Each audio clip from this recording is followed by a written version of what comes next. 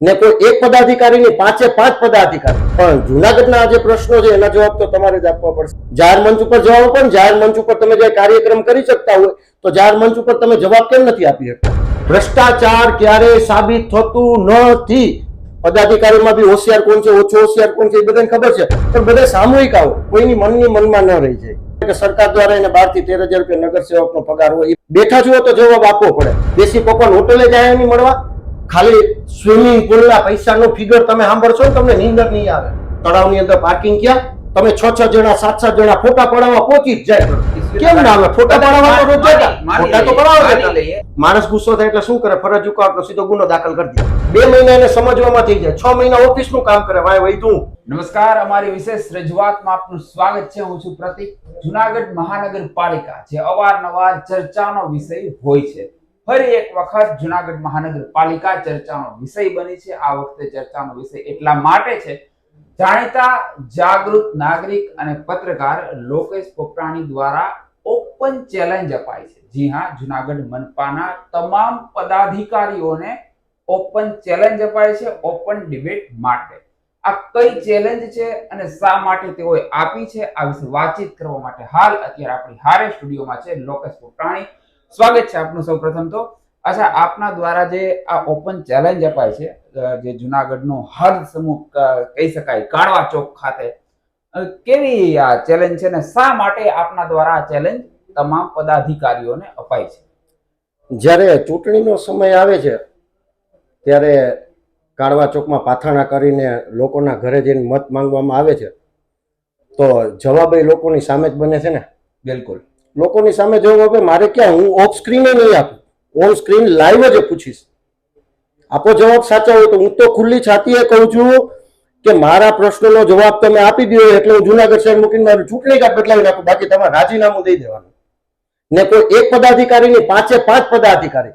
જયારે તમે એસીમાં બે શાસન કરવાનું તમને મજા આવે, સરકાર તમને ગાડી આવી મજા આવે, તો જવાબ દેવામાં તમને જ મજા આવી જોઈએ ને. હું બીજા કોઈને શું કરવા નગરસેવકોને પૂછું? પદાધિકારી સરકારે તમને જે જવાબદારી સોંપી છે, હું તમને એ પ્રશ્ન પૂછીશ. હું તમને એમ નહીં કહું કે તમે મકાન લીધું છે 1.5 કરોડ રૂપિયાની પૈસા તમે ક્યાંથી કાઢ્યા.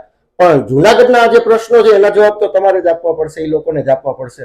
અને બધાના છે, બધા પૂછે છે, જવાબ તો આપવો પડે ને. બિલકુલ, જવાબ આપવો પડે. લોકશાહીની આ રીત છે. હા, વ્યક્તિગત કોઈ હારે લડાઈ નથી. મારે વ્યક્તિગત કોઈની લડાઈ નથી. નથી આકાશભાઈ રે છે, નથી મનનભાઈ રે લડાઈ છે. સત્તા ઉપર છે હું પ્રશ્ન પૂછું છું. હું પદાધિકારી હોય તો મને પૂછતા હોય, પદાધિકારી છે હું પૂછું, સ્વાભાવિક વાત છે. બંધ બાઈને હું કરવા પૂછું?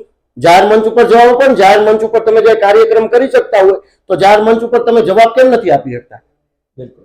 હા, મારો પ્રશ્નનો જવાબ હું તમને પૂછ્યો એનો જવાબ મને આપી દેજો. ને એમ નથી કરતો વ્યક્તિગત એક પદાધિકારી આવે. પદાધિકારીમાં બી હોશિયાર કોણ છે, ઓછો હોશિયાર કોણ છે એ બધાને ખબર છે, પણ બધા સામૂહિક આવો, કોઈની મનની મનમાં ન રહી જાય.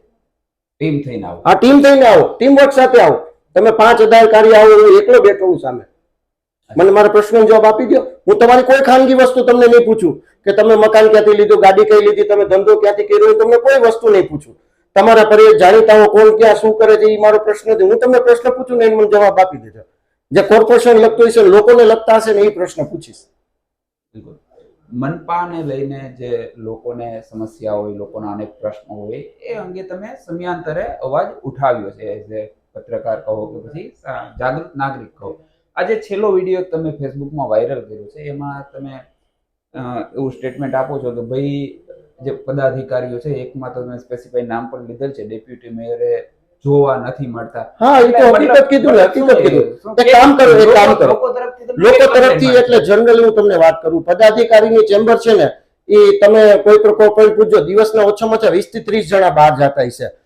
જનરલી એ લોકો એમ કહેતા હોય કે સરકાર દ્વારા એને 12 થી 13,000 રૂપિયા નગરસેવકનો પગાર હોય, એ પગારમાં ન પોસાય હું જાણું છું. તો તમે શું કરવા કોર્પોરેટર બનો છો? તમે તમારા અંગત ધંધાને, અંગત વ્યવહારો અને અંગત વ્યવસ્થામાં જો તમે વ્યસ્ત હોય તો પછી તમે ડેપ્યુટી મેયર, શાસક પક્ષના નેતા, દંડકશ્રી બધું શું કરવા બનો છો? લોકોને ટાઈમ ન દઈ શકતા તમે ખાલી નગરસેવક બની વિસ્તારના આટો મારો. બેઠા છો તો જવાબ આપવો પડે. તમને તમે પાછલા ઘણા સમય ત્યાં જોયો છે, મેયર ક્યારે આવ્યા ચેમ્બરમાં? મેયરની એની બોડીના કાર્યકર દરમિયાન એ પોતે ચેમ્બરનું કામ કરાવે છે, તો એ બેસે ક્યાં? લોકો એને મળવા માટે ક્યાં જશે? દેશી પકવાન હોટલે જાય એની મળવા? હોટલે મળવા જશે એની? એક ઓફિસ તો બતાવો જાય, એના વિસ્તારના લોકો ફરિયાદ કરવા જાય. હું પોતે જુનાગઢનો રહેવાસી છું, હું મેયરને ફરિયાદ કરી શકું, કેમ ન કરી શકું? લાઈવમાં અત્યારે કહેતા હોય તો મારા મોબાઈલમાંથી ફોન કરું, પદાધિકારી મારો ફોન નથી ઉપાડતા. કેમ? પૈસા માંગીએ છીએ. લોકોના પ્રશ્ન છે, જવાબ આપો. ઝાંઝરા રોડ ઉપર નગર સેવિકાના પતિ પોતે કોન્ટ્રાક્ટરના સુપરવાઇઝર બની બેઠા. એ હું તમે એમાં કરી લીધું. હાલો મને જવાબ આપો. ચાલો, વોટર પાર્ક કેટલામાં બને? વોટર પાર્ક બનતું હોય કેટલામાં બને? 1 કરોડ, 1.5 કરોડ, 2 કરોડ. ખાલી સ્વિમિંગ પુલના પૈસાનો ફિગર તમે સાંભળશો ને તમને નીંદર નહીં આવે. એક સ્વિમિંગ પુલ 10 લાખનું બને, 20 લાખનું બને, 30 લાખનું બને, 40 લાખનું બને, 50 લાખનું બને. ખાલી સ્વિમિંગ પુલનો હિસાબ તો જોજો, તમારો મગજ કામ નહીં કરે. આ તમે પોતે એપાર્ટમેન્ટ બનાવો ને, ખાલી પાર્કિંગ નાખતા ભૂલી જાઓ ને એટલે તમારે ઘરની બહાર નોટિસો મારે. તળાવની અંદર પાર્કિંગ ક્યાં? તમે જે રોજ જતા હતા એ માત્ર ખાલી ફોટા પાડવા જતા હતા. કોઈ દી એને વિચાર નહીં આવ્યો કે પાર્કિંગ ક્યાં છે. જો પાર્કિંગ નહોતું બનાવ્યું પ્લાનની અંદર તો તમે રોજ જતા તો એ મુદ્દો ચર્ચામાં મૂકવાનો વિષય છે. આજ 5 નહીં 6 વર્ષ પછી તે જગ્યાની આજુબાજુની જગ્યા ઉપર દબાણ કરશે, તોડશે, અહીંયા પાર્કિંગ બનાવશે, લોકોને હેરાન કરશે. તમે 6 જણા 7 જણા ફોટા પડાવવા પહોંચી જ જાય તરત. ખબર ન પડે પાર્કિંગ ક્યાં? નહીં, પાર્કિંગ નો જે સવાલ છે તમારા દ્વારા ઉઠાવ્યો સારી બાબત છે. સમયાંતરે સોશિયલ મીડિયા પર આપણે જોઈ છે. અત્યારે જૂનાગઢની ટ્રાફિક પોલીસ એવન કઈ બિચાર રવિવારના ટાઈમે સવાલ ઉઠી રહ્યો જ છે. એક ઘડી આપણે માની લઈએ કે ભાઈ પદાધિકારીઓને કદાચ આ બાબત ધ્યાને ન આવી હોય, ટેકનિકલ ઇશ્યુ કેમ ના આવે? ફોટા પડાવવાનો રોજ જતા.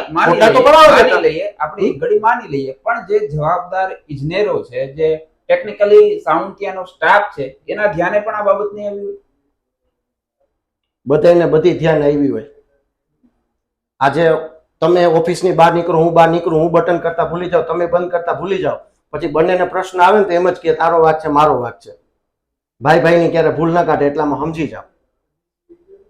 જુનાગઢના 5 પદાધિકારી જ્યારે પહેલો દિવસે પદ ગ્રહણ કર્યું ત્યારે એની તસવીરનો ચહેરો અને એના કપડા જોજો, અને હાલ એના ચહેરા અને એનો ફોટો જોજો કપડાનો, કેટલો પરિવર્તન દેખાય છે ને એ તમને દેખાશે.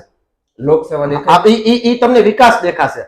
5 પદાધિકારી જ્યારે પહેલે દિવસે પદ ગ્રહણ કર્યું હતું ત્યારે એનો ફોટો, એના ચહેરાના હાવભાવ અને એના કપડા ને એનો પહેરવેશ જોજો, અને અત્યારનો એનો પહેરવેશ ને એનું જોજો. વિકાસ ઈ થયો છે. વિકાસ થયો છે, પણ અલગ પ્રકારનો થયો છે. ભ્રષ્ટાચાર ક્યારેય સાબિત થતું નથી. એ 100%ની વાત છે. ભ્રષ્ટાચાર ક્યારેય સાબિત ન થાય. હું તમને ટૂંકા શબ્દોમાં કહું છું કે હું ઘરે છોકરાને એમ કહું કે તું સફરજન લેવા જા અને અહીંયાથી કેળા લઈને આવે એટલે પછી મારે કેળા ખાઈ જ લેવા પડે. સમજ્યા તમે? ખાઈ જ લેવા પડે. અચ્છા, આ છેલ્લો જે વિડીયો તમે ફેસબુક પર અપલોડ કર્યો એમાં તમે જે ચેલેન્જની વાત કરી છે, ઓપન ચેલેન્જની વાત કરી છે, એ વિચાર કઈ રીતે આવ્યો તમને? વિચાર એટલે ખુલ્લી જ રીતે વાત છે ને. અવારનવાર એક તમને વાત કરું, તમારું કયા વિસ્તારમાં તમારું મકાન છે? કયા વિસ્તારમાં છે? કયા વિસ્તારમાં રહ્યો? મારે આઉટ ઓફ સિટી છે, જુનાગઢ. Out of city. એક કામ કરો, તમે અહીંયા છે ને અહીંયાના અધિકારી પાસે પ્રશ્નો પડી પૂછવા જાઓ, તમને જવાબ આપે તો મને કહેજો. તમે એમ ના કહેતા તમે પત્રકાર છો, ખાલી પ્રશ્નો પૂછજો, તમને હું જવાબ દે. તમને જવાબ ન દે એટલે તમે શું કરવાના છો? ગુસ્સે થવાના છો. સ્વાભાવિક વાત છે. માણસને ગુસ્સો આવે, જનાવરને ના આવે. માણસ ગુસ્સો થાય એટલે શું કરે? ફરજ ચૂકવવાનો સીધો ગુનો દાખલ કરી દે. આ વસ્તુનો બનાવ ન બને ને એટલે પદાધિકારી રાખ્યા છે કે અધિકારી અને ફરિયાદીનો ઘર્ષણ ન થાય, એનું સુખાદ નિરાકરણ થાય. એટલા માટે જ પદાધિકારી હોય છે. કોર્પોરેશનમાં પદાધિકારી બેસે છે ક્યાં? એને કોર્પોરેશનનું કામ છે, એને આનંદ લેવા માટે ઓફિસ નથી બનાવી હોય. એ લોકો પ્રશ્નો કરીને એના પ્રશ્નોને નિરાકરણ માટે કરવાનું હોય. આ તો કોઈ ઓફિસના કામ બને છે. એક મેયર ને ડેપ્યુટી મેયરનો સમયગાળો કેટલો હોય? 2.5 વર્ષનો હોય. 2 મહિના એને સમજવામાં થઈ જાય, 6 મહિના ઓફિસનું કામ કરે. વાય વૈધું હાલતા તો કાર્યક્રમમાં બહાર છે, દુકાનોની ઓપનિંગમાં બહાર છે. હું એટલા માટે ચૂંટ્યા હતા. તમે દુકાનોનું ઓપનિંગ કરો એટલા માટે ચૂંટ્યા હતા. બિલકુલ. તમને અનેક લોકોની સમસ્યા અંગે રજૂઆત પણ મળતી હશે. છેલ્લા 15 દિવસ 20 દિવસની આપણે વાત કરીએ તો હાલ આપણે એક કોમન બાબત એ છે જુનાગઢમાં રોડ રસ્તાની, જેને લઈને હંમેશા અવાજ ઉઠતો જ હોય છે. સરકાર દ્વારા જનરલી એવું કહેવાય દર વર્ષે કે ભાઈ દિવાળી સુધી રોડ સારા થાય, પણ દિવાળી જાય, હોળી જાય, અહીં તો અનેક તહેવાર વહી જાય, ફરી પાછું હું તમને આ સમસ્યાને લઈને કેટલી તમને રજૂઆત મળી? હું તમને છે ને એક સિમ્પલી વસ્તુ સમજાવું છું. ઘરમાં ભેજ આવતો હોય તો તમે કલર કરો તો આવતી દિવાળીએ પાછો ભેજ દેખાવાનો છે. ભેજનું નિરાકરણ લાવવું પડે. જુનાગઢમાં રોડ રસ્તા બને છે, નથી બનતા એમ ના નથી પાડતો. મારે કોઈ વ્યક્તિગત કોઈની સાથે વિરોધ નથી અને વ્યક્તિગત સમર્થન પણ નથી. રોડ બનતા હોય ને પછી એની અંદર લાઈનો તૂટતી હોય.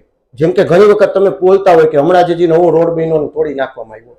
એ રોડની અંદર કામ પૂર્ણ થયા પછી ભલે કામ થતું હોય, ના નથી પાડતો, આકસ્મિક રીતે થતું હોય, લાઈનો તૂટતી હોય, ગટરના પ્રશ્નો થતા હોય, પણ એ સોલ્વ કર્યા પછી એની ઉપર પેચવર્ક કરવાનું હોય. મેટ્રો સિટીમાં પણ થતું હોય. હું પોતે 8 વર્ષ સુધી સુરત રહ્યો છું. રાતે રોડ ખોદાતો હોય ને તો રાતે બીજે દિવસે સવારના ત્યાં પેચવર્ક થઈ ગયું હોય. જુનાગઢમાં કેમ પેચવર્ક નથી થતા? ગલીએ ગલીએ ખાડાગઢ શું કરવા થાય છે? રોડ ખાડા સળિયાંતર નથી, રોડ બને છે, પણ એની ઉપર જે કામ થાય છે ને અહીંયા પેચવર્ક નથી થતું. એટલે શું જુનાગઢ મનપાના નિયમો નોખા હોય, ટેન્ડરો નોખા હોય કે બારગામના ટેન્ડરો નોખા હોય? પેચવર્ક કેમ નથી થતું? ખાડા અત્યારે નહીં પૂરાશે. આખા વર્ષ દરમિયાન જુનાગઢની અંદર હું માનું છું સુધી 300 ખાડા થશે. કેટલા? 300 ખાડા થશે.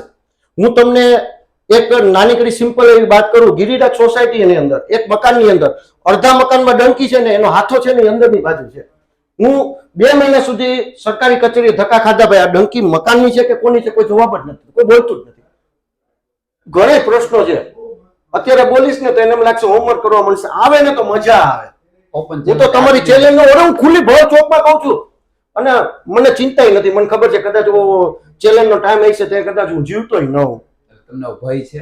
ભય મને જરાય નથી. હું તો કોઈ જલ્દી વિષય પૂરો કરી નાખે મારો. ને આખું જુનાગઢ જાણે છે કે કલાકારીમાં કોણ આગળ છે ને કોણ પાછળ છે.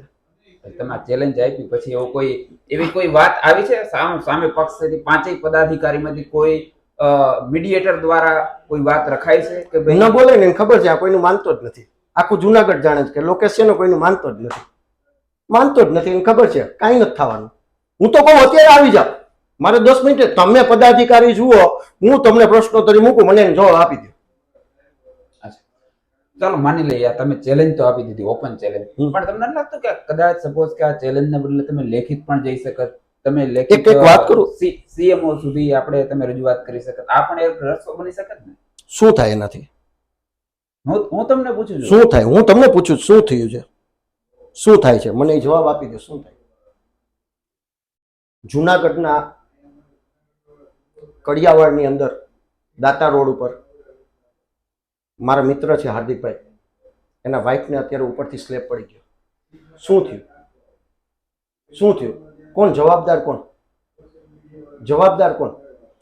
એને હોસ્પિટલ હું પહોંચ્યો તો અહીંથી અહીંયા એટલે લગભગ 20% આવ્યા હતા. ઠીક છે, બચી ગયા, નહીં બચે. જવાબદાર કોણ? કોઈને ખબર પડી? દાતા રોડ ઉપર મકાન ધરાશાયી થયું, 3 લોકોએ પોતાના જીવ ગુમાવ્યા. જવાબદાર કોણ? હજી સુધી ખબર નથી પડી. ઇવન હું તમને એક પ્રશ્ન પૂછું છું, ઝાંઝડા ચોકડી પર પત્રકાર તમામને ખબર, ઝાંઝડા ચોકડી પર વિશાલ ફાયર સુપ્રિન્ટેન્ડન્ટ છે ફાયર વિભાગના. વિડીયોની અંદર સ્પષ્ટપણે દેખાય છે કે ડ્રિંક કલર છે. બંને સોશિયલ મીડિયામાં બધી જગ્યાએ વાયરલ થયું હતું. નોકરી નથી કરતા. શું ફેર પડ્યો? મતલબ કોર્પોરેશન બધાને છાવરી લે છે. હું તમને એક જ વાત પૂછું, ઠાર જોઈ તમે? ક્યાં છે ઠાર? છે ક્યાં? ઠારની અંદર હજી સુધી એસએસએસ કેમ નથી લાગી? 6 વર્ષ થયા. કોઈ પણ વાહન ખરીદો ને 8 વર્ષે એ ડ્રાઈવ ઓલામાં જવા દેતા હોય વેસ્ટેજમાં. એ કે એનો સમયગાળો પૂરો થઈ ગયો એટલે 11 લાખ રૂપિયાની ઠાર હોય ને એ 4 કે 5 લાખ રૂપિયામાં સ્ક્રેપમાં જવા દે. બસ હવે એનો સમય થઈ ગયો, 2 વર્ષ પછી સ્ક્રેપમાં વહી જાય. ક્યાં ઠાર? એક કામ કરો, ઠાર છે નથી ઉપયોગમાં લેવાતી તો 5 સ્ટેશનને કેમ નથી રાખતા? તમે જોઈ ઠાર? જોઈ છે? તમે ઠાર કેમ નથી રાખતા? તો ખરીદી શું કરવા કરી? સમજી લેવા. ઘણા પ્રશ્નો છે, મજા આવશે. હું તો કહું આવે, બહુ સમજી વિચારીને કહું છું. 5 ભેગા આવે, કોઈની મનમાં નો રહી જાય. જે દર્શક મિત્રોને આ થાર કાર શબ્દનો જે પ્રયોગ કરે છે તેના વિશે અજાણ હોય એના માટે આપણે બતાવવું એટલા માટે ઉચિત છે કે થાર કાર એ ફાયર વિભાગ દ્વારા જે તે સમયે ખરીદી કરવામાં આવી હતી. પરંતુ સંસ્કૃતમાં એક વાક્ય છે ને કે ભાઈ કમલે કમલોત્પત્તિ શ્રુયતે ન દ્રશ્યતે. એમાં કાર છે એ દેખાતી હાલ નથી, ખરીદેલી છે. અચ્છા, હવે વોટ નેક્સ્ટ? તમારું આગલું સ્ટેપ શું હશે? આમાં અત્યારે તમે ચેલેન્જ આપી દીધી, તમે ફર્મ પર છો કે ભાઈ કોઈ પણ પ્રકારના જે ગમે તે સંજોગ બને તમે ડગવાના નથી. હવે આગળ તમે લોકો માટે શું કરશો? એને તો બોલવા દો એ શું કહે છે. હું તો ચેનલ માધ્યમેથી કહું છું. તમે કહો તો 10 મિનિટ પછી જ પ્રોગ્રામ કરી નાખીએ. હું ક્યાં ના પાડું છું? આવી જાઓ. ઈ એમ કે મારામાં નથી આવતું તો કેમ આવે છે? એને બોલાવશે તો ખરી ને. બહુ મજા આવશે. હું તમને કહું ને, સસ્પેન્સ રાખો, બહુ મજા આવશે. એ લોકો ખુદ જાણે છે કે લોકેશ પોપટાણી છે ને એ 5 મહિના અભ્યાસ પછી જ પરીક્ષામાં બેહે. હું ક્યારે એમને પેપર ભરવા નથી, જવાબ ભરવા નથી બેસતો. એ બધાને ખબર છે. આવી જ જાવ, બહુ મજા આવશે. જુનાગઢના લોકોને મજા આવશે, બહુ જાણવા જેવી મજા આવશે. આજે આ આવાજ એક મારે એકનો નથી. હું જે બોલું ને એ જુનાગઢનો પ્રેમ બોલે છે. મને જરાય બીક નથી. રૂમાલ બાંધીને મારવા આવે, રૂમાલ ખુલ્લા મોઢે આવે, જેમ આવે કઈ વાંધો નહીં. છૂટ છે, બધી રીતે છૂટ છે. તો ભાઈ લોકેશભાઈ પોપટાણી જેઓનું સાફ અને સ્પષ્ટ કહેવું છે કે ભાઈ તે લોકો માટે અવાજ ઉઠાવશે. તમે મને કે 20 મિનિટ પહેલા ફોન કર્યો, લોકેશભાઈ તમે લાઈવ માં આવી જાઓ. હું કેટલી સેકન્ડમાં આવી ગયો? તમે પૂછી મેં પૂછ્યું તમને, હું પૂછવાના છો? બધું પૂછો, જે ફોનમાં પ્રશ્ન આવે પૂછી લ્યો. મતલબ લોકો માટે તે સવાલ ઉઠાવશે. ચેલેન્જ પણ તેઓએ આપી છે, ઓપન ચેલેન્જ આપી છે, કાળવા ચોક ખાતે આપી છે અને વ્યક્તિગત નથી આપી, તમામ પદાધિકારી છે. આપી છે. રાજીનામું આપી દો તમારાથી ન થતું હોય તો. કહું જ છું, રાજીનામું આપી દો. બાકી હું જુનાગઢ મૂકીને હોય મારાથી કંટાળી ગયા હોય તો હવે જોવાનું એ છે કે આ તમામ પદાધિકારીઓ તમે તો ફોન કરો એને મૂકીએ છે સ્વીકારશે કે નહીં. બિલકુલ અમે ફોન કરીશું, અમે એમનો જવાબ પણ લેશું, તેઓનું શું રિએક્શન તમને લાગે આવશે, અને એમનું જે કાંઈ પણ રિએક્શન હશે એ આપણે પણ ઓન એર કરીશું. Thank you so much for your time.